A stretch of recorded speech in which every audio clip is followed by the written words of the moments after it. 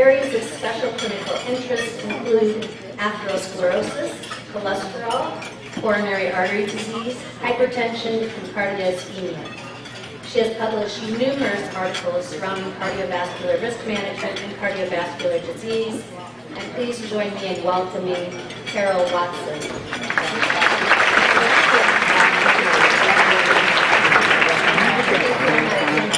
Thank you so much for Wendy and all of the organization for inviting me back. It was a great pleasure to speak at this conference last year. It's an additional pleasure to speak in this year. So I'm going to talk about evidence-based management for cardiovascular disease in women. Before I begin, I want to say these are my disclosures. I've actually no input from the sponsor, and actually never even spoken to Gilead before. So all of this information is based on what's published in the guidelines. Yeah, talk to him. He might be able to do something. Just to start off with, something we all know, cardiovascular disease is the leading cause of death for Americans, for all Americans, for men, for women, for all Americans, cardiovascular disease is the leading cause of death. Now for women, this is old data, and I apologize for that, but for women, it's cardiovascular disease.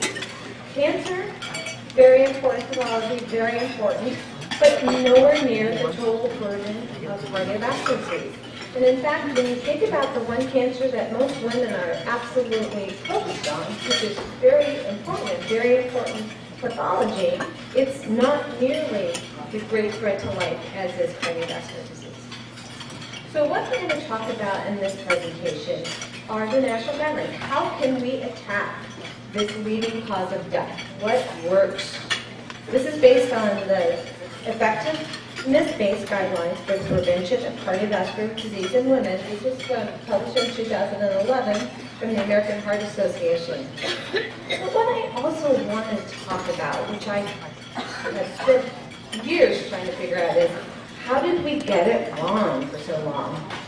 For decades, we didn't even think women got heart disease. So up until about the 60s, this was a man's disease. We were targeting it, prevention efforts, treatment, research, all went to men because women didn't get heart disease. Starting about the 60s, we actually started to realize, hey, we're seeing women getting heart attacks and strokes too. Well, I guess women do get heart disease. But what we said then was, well, it's just the same as in men, so everything we've learned, we just transferred over to women. So the same evaluation strategies, the same prevention strategies, the same treatment strategies. We just assumed we can just transfer it right over. In the last couple of decades, we did really get it. It's different. Women and men are different. So cardiovascular disease in women is now understood to be its own unique entity that we have to think about the research differently, the prevention strategies differently, how we detect it, how we manage it. It's different. So I'm going to start off by just framing it like, what do we know about atherosclerosis and cardiovascular disease? What have we recently learned about the differences between men and women? And finally end up with what the guidelines now tell us to do. This is a video, a cartoon of what we know about how atherosclerosis develops and how it leads to heart attacks. So this is like a garden hose, your artery sliced in half, blood is flowing through it, and atherosclerosis is building up in that artery wall. That atherosclerotic plaque here, it's just growing and growing. You don't know it's there. Patients don't know it's there. And in fact, really happy not knowing it's there most of the time. But one day, something happens, and that atherosclerotic plaque ruptures wide open. Whenever that happens, an occlusive thrombus forms, blood flow stops, that's an acute coronary syndrome, myocardial infarction, or a stroke. That's what we now know is the basic pathophysiology of acute coronary syndrome, stroke, heart attack.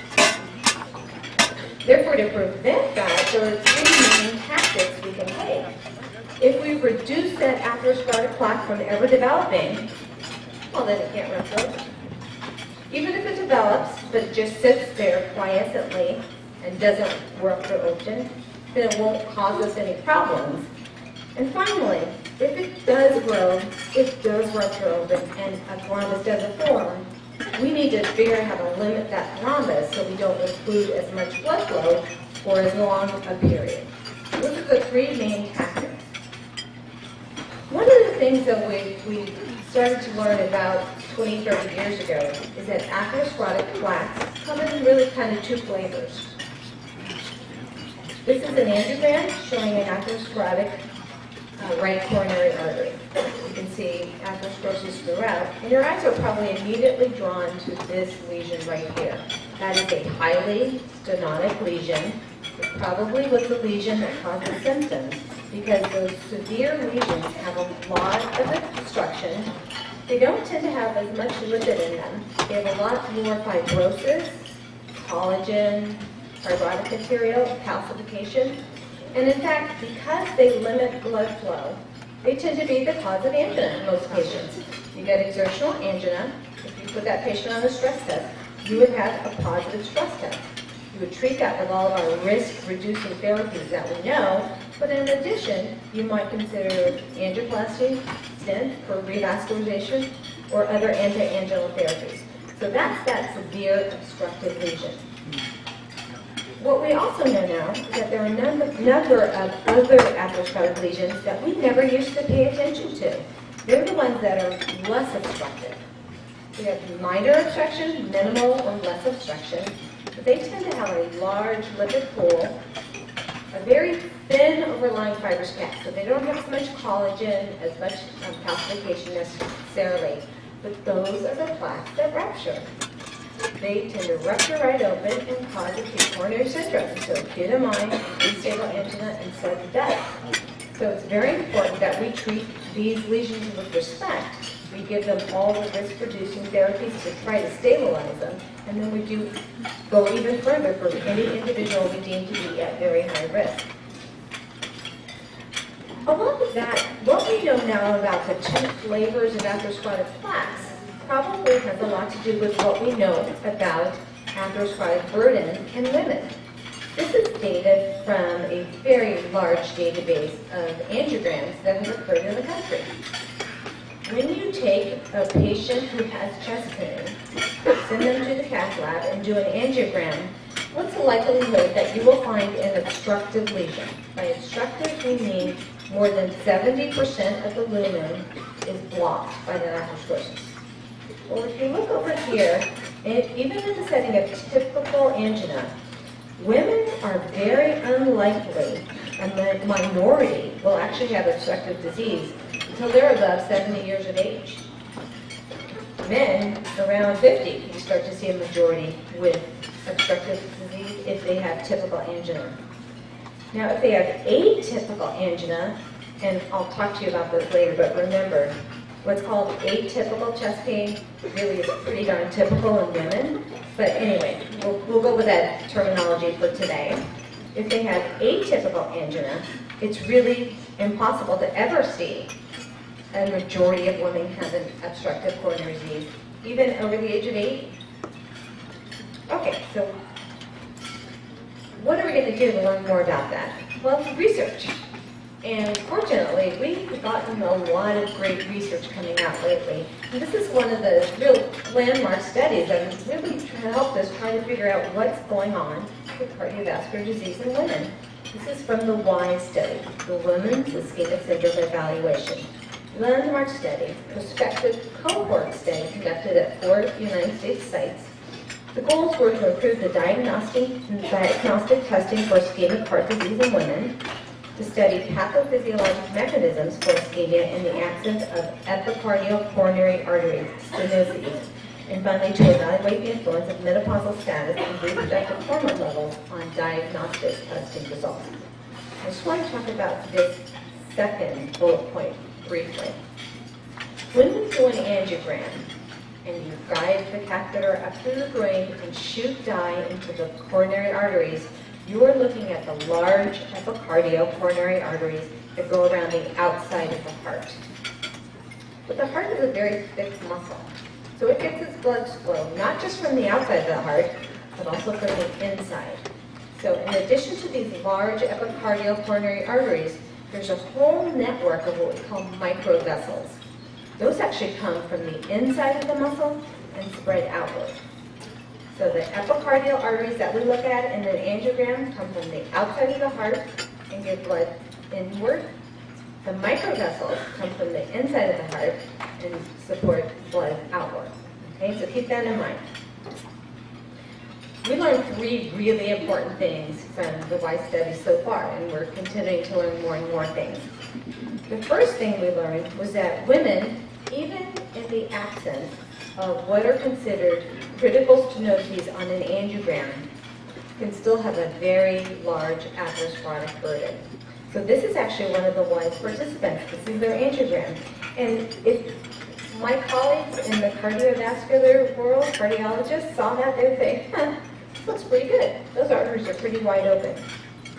Because the luminogram, which is what an angiogram is, shows that blood is flowing through the lumen. So the thought always used to be was that, well, there can't be a lot of atherosclerosis there, right?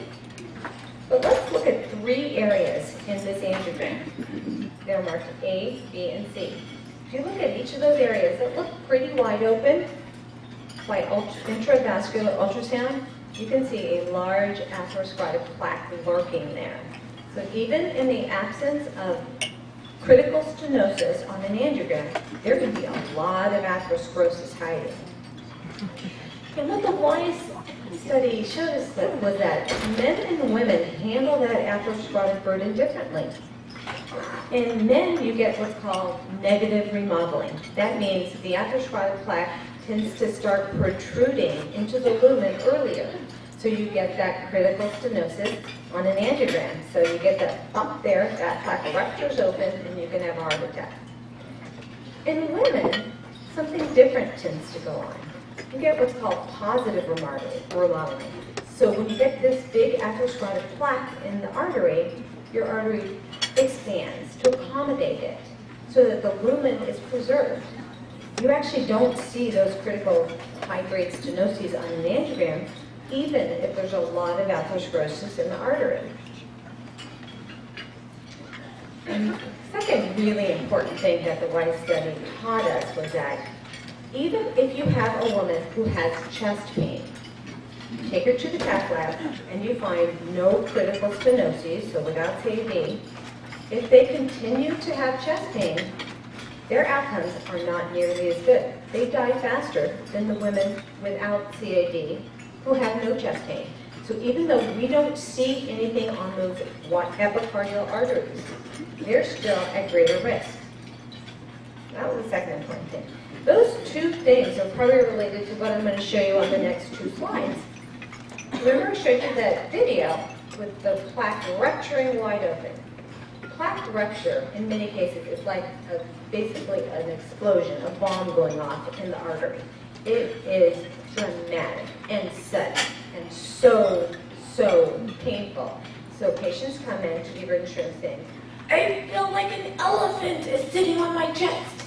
And when you say that, there's not an emergency room in the country that will immediately jump into action. You go to the cath lab within an hour and tend to do pretty darn well. What women tend to have more of, though, is not frank plaque rupture, but more plaque erosion. So that very top layer, the endothelial layer, tends to scrape off. You get a little bit of plaque extruding out. And you get a little bit of a thrombus forming. Then that'll heal over. They may feel okay for a while, but again, the plaque will erode. So you get a little bit more of the plaque content spilling out into the artery, a little bit more of a thrombus forming, and again, you'll have symptoms.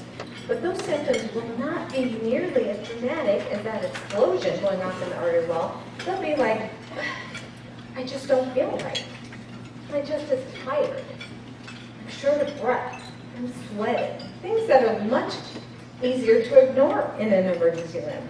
You go to an emergency room saying, I just don't feel right, no one jumps into action, and a lot of times that's exactly what we see, and it's nobody's fault, it's just not what the medical society is taught to look for. Again, that probably also has to do with the outward remodeling. So again, if that patient comes in saying, I just don't feel right, my chest doesn't feel right, and they go to the cath lab, we do the angiogram, their epicardial arteries might look wide open, and they will get a nice pat on the back, told that they're doing great, and maybe not get the right therapies. So that's going on. So again, women suffer more plaque erosions, which are shown in the above micrograph, as compared to men who have more plaque rupture, where that plaque rupture is wide open. When that plaque rupture is open, that's usually a Q wave or ST elevation MI. When you get more plaque erosion, you usually get a non-ST elevation MI or unstable angina. And the symptoms just are not nearly as dramatic. So you don't get the attention you probably deserve. Now the third thing that the Y study taught us was about those microvessels I told you about. Remember, the large epicardial vessels supply blood from the outside going in. Microvessels supply blood from the inside going out. Women tend to have more microvascular dysfunction than men. And it's probably a part of the same pathophysiology that make women have more migraines, have more Raynaud's phenomena. A lot of those microvessels are just not working as well as they should. And they were able to see that with cardiac magnetic resonance. So during a typical angiogram, you never see the microvessels, never see them at all. If you use an imaging procedure like cardiac magnetic resonance, cardiac MR, you can actually see those microvessels. So this is an example of cardiac MR. This is the heart in cross-section. Blood shows up as white. So this is the cavity of the heart here. You can see there's a nice gray, homogeneous color to the myocardium. That's muscle with blood flow. That's at rest and at stress. But if you have a woman with so-called syndrome X, or microvascular dysfunction, you can see already the blood is here in the cavity, but there's a ring that doesn't look like it's as nice homogeneously gray as the rest of the heart. Those are where the microvessels perfuse. Then when you put that woman at stress, you get a frank ischemic ring in the microvascular distribution. So the Y study, using this imaging technique, was able to show microvascular dysfunction.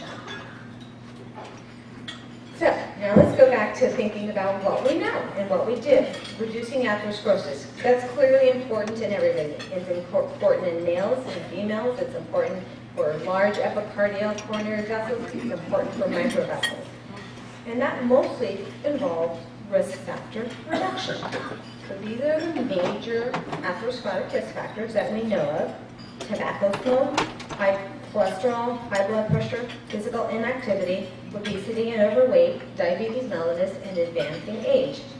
Now, when you look at these major risk factors, one of the things you'll note is that risk factors related to insulin resistance, the so-called metabolic risk factors, are largely underrepresented here. Diabetes is clearly one. Overweight and obesity are related, but things like low HDL cholesterol or high triglycerides, which are part and parcel of the metabolic syndrome, really don't always show up in the Framingham algorithm to the same extent that you think they should. And what we know now is that the metabolic risk factors tend to affect women more greatly than they do men.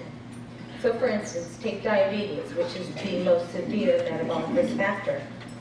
The risk conferred by diabetes for men and women is different.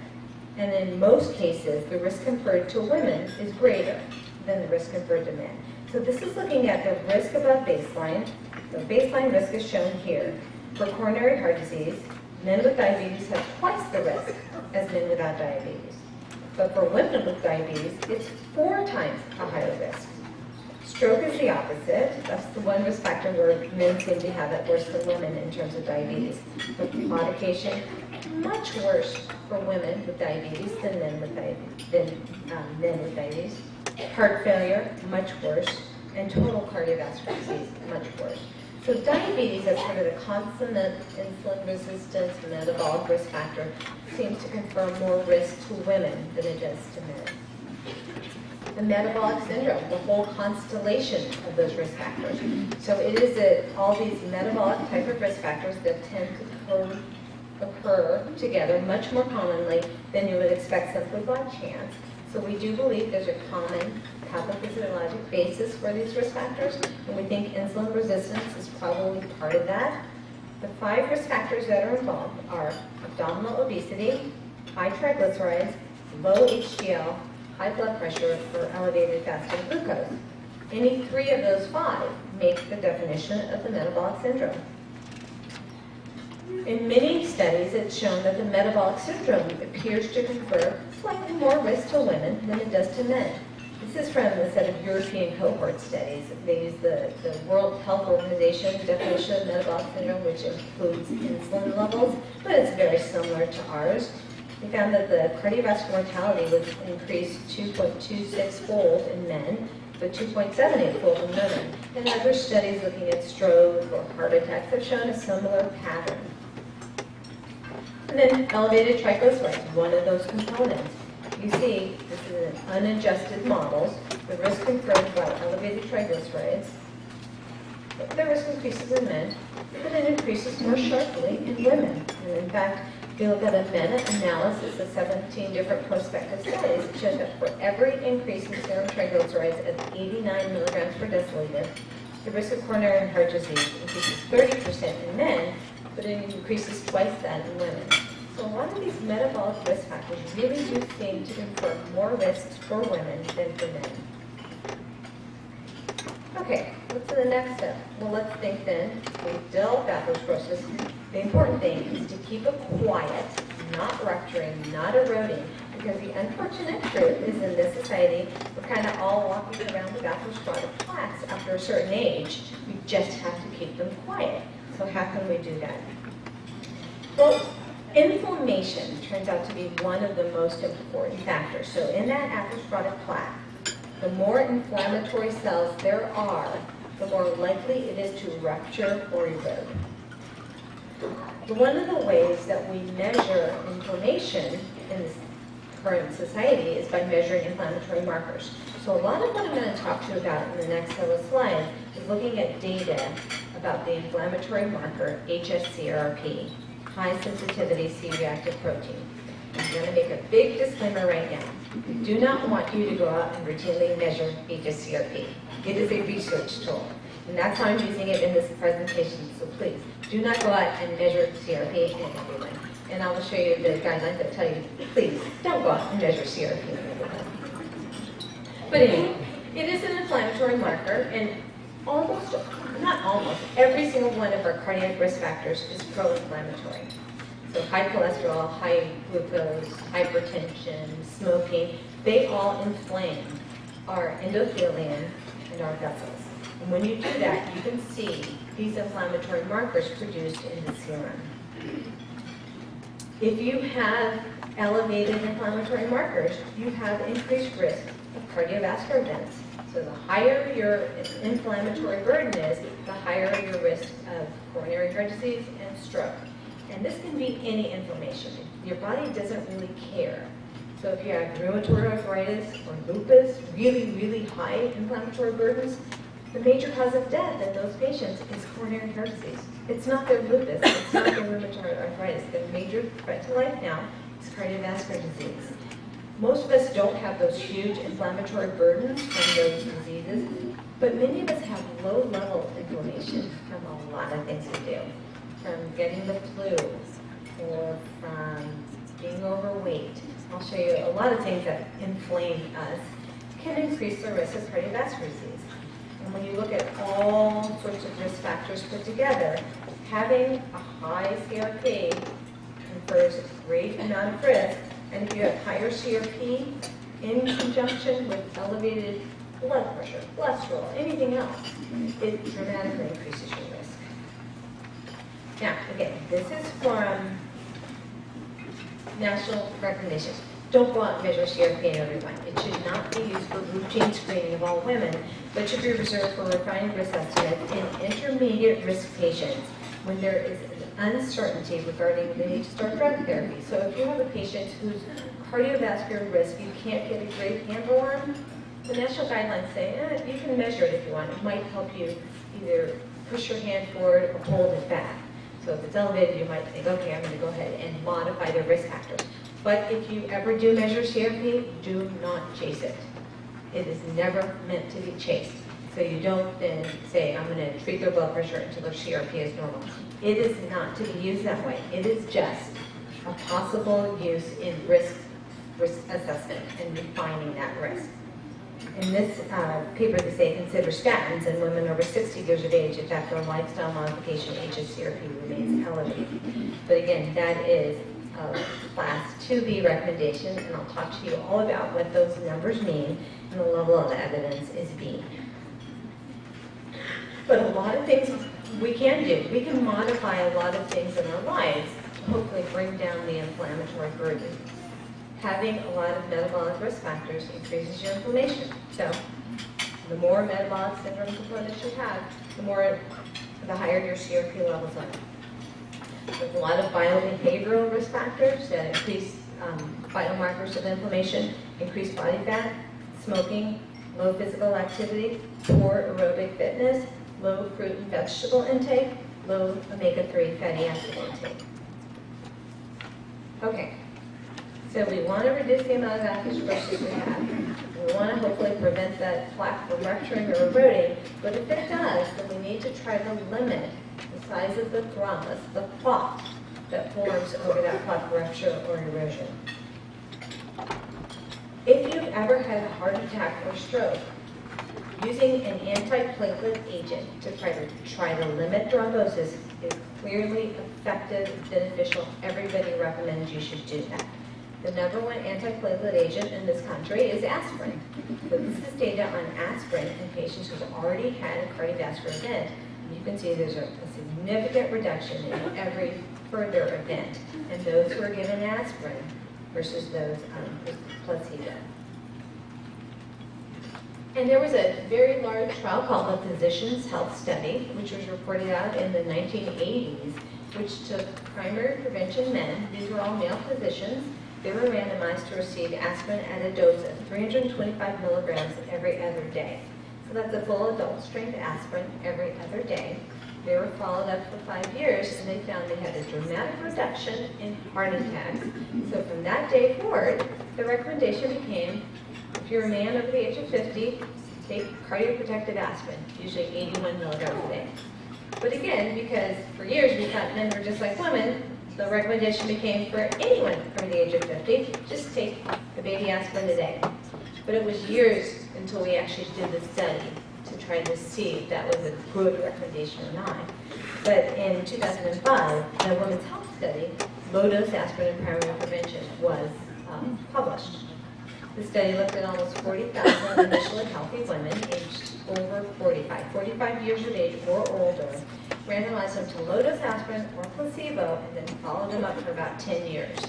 The low-dose aspirin regimen they used was lower than the other one, than the Physicians' Health Study. They used 100 milligrams every other day, so that's the equivalent of about 50 milligrams a day, very, very low dose. We don't know why they chose that, but that's what they chose. And when they did that, over 10 years' time, they found no difference at all. So for years we've been giving aspirin to women. I don't know if it may benefit some women, but in general, in these low-risk healthy women, it did not show benefit. Now, when they started to look at subgroup analysis, so aspirin did not reduce the risk of MI in labor women, but they started to look at subgroup analysis. What they found was that in all women in that study, the risk of ischemic stroke and transient ischemic attack was significantly reduced. So that was a benefit, right? And then if they looked at total heart disease, total cardiovascular disease, in the women over the age of 65, that was significantly reduced. So, anyone over the age of 65 had a reduction in heart attack and stroke. Over the age of 45, had a reduction in stroke. So, that's pretty good. There were also some interesting things that need follow-up in the study. If you were a past or a never smoker, you did better with aspirin. But if you were a current smoker, you actually did worse with aspirin. So I think that needs to be followed up. My gut feeling tells me there's something there. I don't know what it is, but that is what they found. If also brings up a dichotomy. So, as I told you, the Physicians' Health study showed that aspirin was phenomenally effective in men to reduce the risk of heart attack. In that same study, they actually saw that there was no benefit or even a slight trend towards an increase in stroke in men. But in that age group, men had many more heart attacks than stroke, so the overall benefit was felt to be there. But what you can see, if you're looking at the risk of MI for primary prevention men using aspirin, it favors using the aspirin. But in terms of women, there's really no benefit. It doesn't appear to be a harm, but there's no benefit. In terms of the risk for stroke, if you look at all these trials put together, there's a slight increased risk. It's not statistically significant, but it's certainly no benefit. Whereas if you look at the stroke risk in women in these studies, there is a benefit. So dichotomy there. Is it the aspirin dose? Perhaps. Is it the vasculature? Maybe. We just don't know. A lot of research needs to be done. But this has made its way into the latest set of United States Preventive Services Task Force guidelines. They basically say, if you're using low-dose cardioprotective aspirin, as we call it, in men ages 45 to 79, you're doing it to prevent MIs. They say if you're doing it in women ages 55 to 79, you're doing it to prevent strokes. So it's a difference there. A lot of women say, strokes? Women have strokes? Well, yeah, women have strokes. And in fact, some data suggests that women have more strokes than men.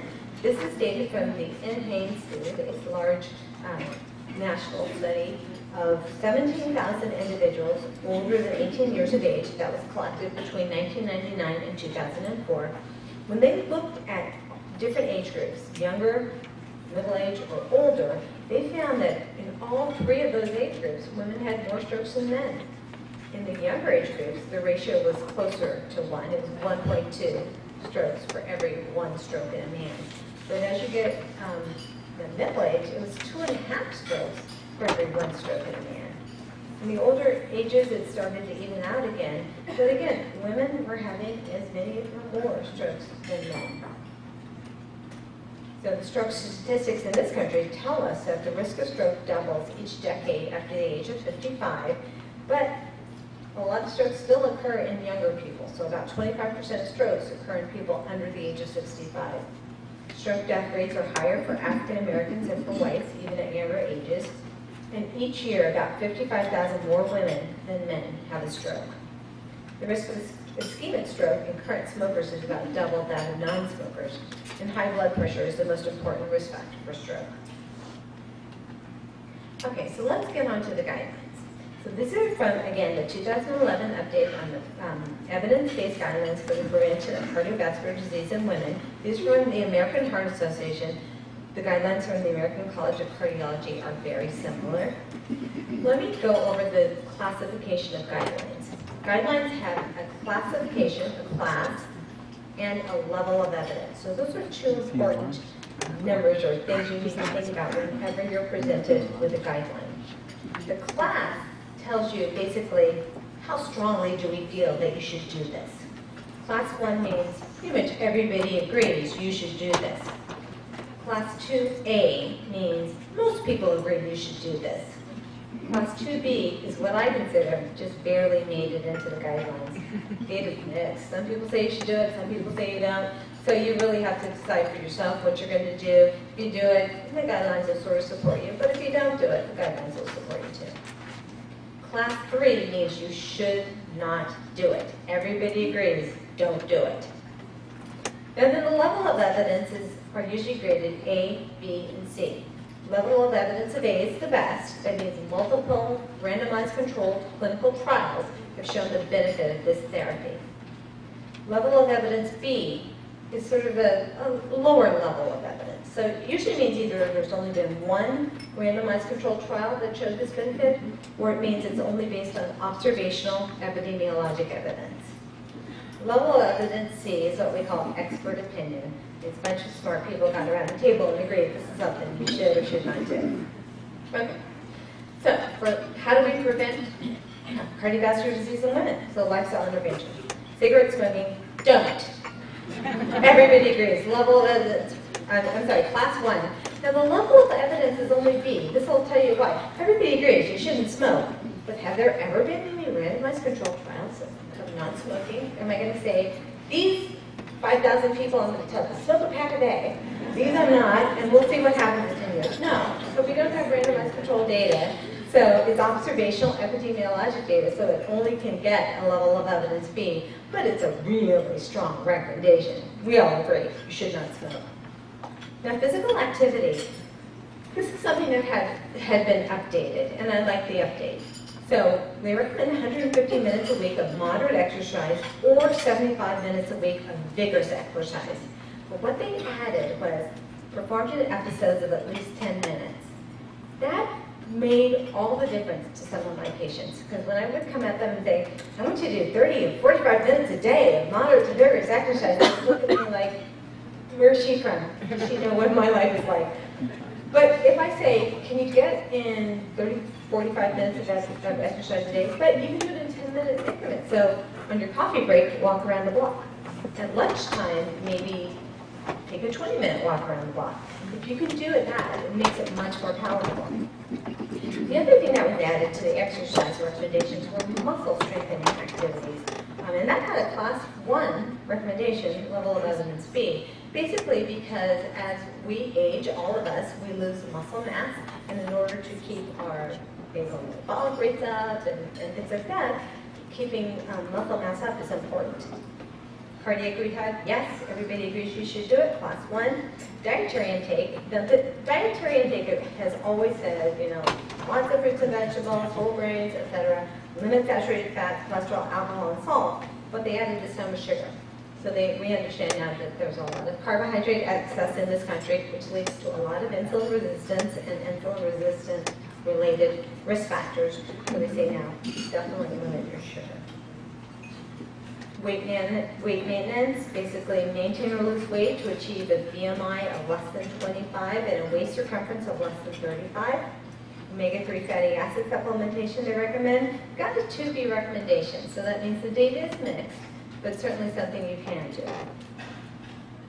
Blood pressure management, definitely, to a blood pressure of less than 140/90. They also said in the setting of chronic kidney disease or diabetes, a blood pressure of less than 130/80. Now that only got a level of evidence B, because the data for less than 140/90 is good, but the less than 130/80 is less certain. There have been some trials that have shown benefit and some not, so I think that's why I got a level of evidence B. For lipid management, they say if you have diabetes or high cardiovascular risk or known coronary heart disease, get your LDL to less than 100. They also said if your LDL is above 190 in anybody, they don't care who, use lifestyle to get it below that. This is one of the more, these two were two of the more controversial things about lipid management. The first one I already read to you. In women above 60 years of age with an estimated coronary heart disease risk of greater than 10%, statins could be considered if HSCRP is greater than 2 after lifestyle modification and no acute inflammatory process is present. That got a 2B, just made it into the guidelines, and the level of evidence is B. It's based on one clinical trial, that was the Jupiter trial of lipid-lowering therapy only. So that's a pretty controversial recommendation. And then the next one is also very controversial, adding a niacin or a fibrate to statin therapy. We really don't have good evidence for benefit in that setting yet. We've had recent clinical trials, which has called that strategy into question, in fact. But it got a 2B, again, it just squeaked into the guidelines with a level of evidence of B. Diabetes management, hemoglobin A1C less than 7 is recommended. Now, aspirin, based on what I've just shown you about the data, says that aspirin in women with coronary heart disease, yes, definitely do it. Class 1 level of evidence is an A, as good as B. Now, in women with diabetes, they get it a class 2A level of evidence B, meaning that's reasonable to do. Most people would probably do it. Now, in women over the age of 65, in primary prevention, based on the Women's Health Study, they give it a class 2A level of evidence B. That's reasonable. But in everyone else, they gave it a class 2B, level of evidence B. So for primary prevention, women under the age of 65, they said, you know, yeah, it kind of just made it in there, but we're not that sure about it. The class 3 interventions, things they said just definitely should not do: menopausal therapy, antioxidant supplements, folic acid, and then the aspirin that I just mentioned to you. So the data on menopausal therapy is from the Women's Health Initiative, as you know, and they combined estrogen plus progesterone trial. They saw more coronary heart disease risk and PE risk. And in the estrogen-only arm, they didn't see an increase in coronary heart disease, but they saw other risks, and they felt the risks did not, the benefits did not outweigh the risks. In terms of the antioxidant vitamins, this is just one trial I'm showing you, but in terms of vitamin A, vitamin C, and vitamin E, really, they have not shown any significant benefit in terms of cardiovascular event reduction, so they are not recommended. And then the more recent data on folic acid shows that in many trials have been done now, about 5. 4 of those have shown no benefit, but this one here showed an increased risk in women who got a combination of folic acid, vitamin B12, and vitamins B6. I'm sorry, this is men and women who got this combination if they had already had a heart attack. So vitamin, folic acid, and B vitamins really have been taken out of every national guideline recommendation. Okay, the last thing I want to talk to you about is how do we recognize the presence of coronary heart disease in women? Remember, for those decades that we thought women acted just like men, we expected women to come and say, oh, there's an elephant sitting on my chest. But women really don't often do that. And in fact, when you look at how men present or how women present, they're different. There are symptoms that are common in both sexes: pain in the chest, the pain that radiates to the neck, shoulder, back, arm, or jaw, pounding heart, difficulty breathing, heartburn, full sweats, and dizziness. Very common in both men and women if they're having a myocardial infarction. Women tend to have milder symptoms. They can have shortness of breath, fatigue, body aches, chest, feel lousy, unusual feeling of discomfort in the neck, chest, and jaw, not usually described as pain. Some other descriptor is usually used. This is data from women who actually had a heart attack. They then went back and asked them, in the week before your heart attack, how are you feeling? What kind of things are going on? A lot of them said they had unusual fatigue, just exhausted, sleep disturbances, shortness of breath, indigestion, chest pain.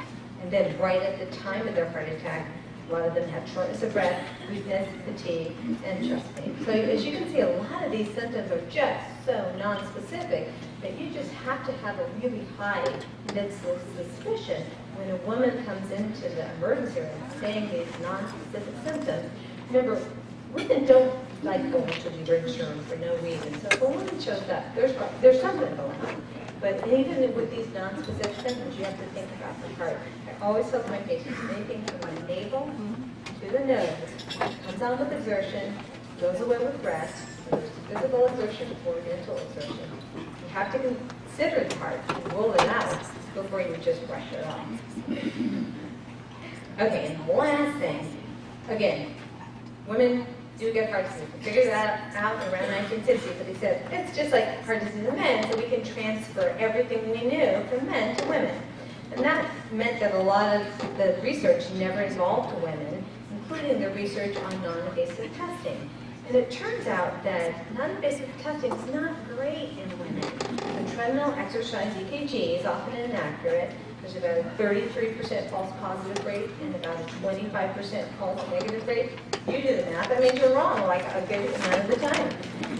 If you add ancillary imaging, that can improve your accuracy, but it's not always indicated. So this is what the current guidelines from the American Heart Association say about stress testing, imaging in women. So only do it in women who you think is at least intermediate high likelihood of having coronary heart disease. So they have to have some reason to do this test. If they had good exercise tolerance and a normal 12-lead EKG, they recommend just doing an exercise treadmill test, no ancillary imaging.